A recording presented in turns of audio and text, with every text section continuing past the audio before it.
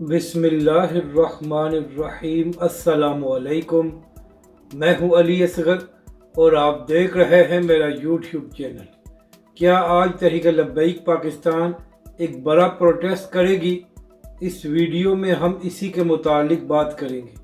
ناظرین کرام، تحریک لبیک پاکستان کے اہم رہنما احمد نعیم چٹھا صاحب نے چند دن پہلے یہ اعلان کیا تھا کہ ہم نے جو FIRs درج کرائی ہوئی ہیں، اگر ان پر پولیس نے کوئی کارروائی نہ کی تو اس کے بعد تحریک لبیک پاکستان 10 دسمبر کو منڈی بہاؤالدین میں ایک بڑا پروٹیسٹ کرے گی۔ تو ناظرین کرام، کل یہ خبر سامنے آئی تھی کہ احمد نعیم چٹھا صاحب کو پولیس نے دوبارہ گرفتار کر لیا ہے اور اس کی مذمت تحریک لبیک پاکستان نے کی ہے اور حکومت سے مطالبہ کیا ہے کہ فوری طور پر احمد نعیم چٹھا صاحب کو رہا کیا جائے۔ تو ناظرین کرام، اب دیکھنا یہ ہے کہ آج اس حوالے سے تحریک لبیک پاکستان کا منڈی بہاؤالدین میں کیا رد عمل سامنے آتا ہے اور کیا تحریک لبیک پاکستان اس حوالے سے کوئی پروٹیسٹ کرتی ہے یا نہیں۔ ناظرین کرام، اس سے پہلے جب احمد نعیم چٹھا صاحب کو پولیس نے گرفتار کیا تھا تو اس کے بعد عدالت نے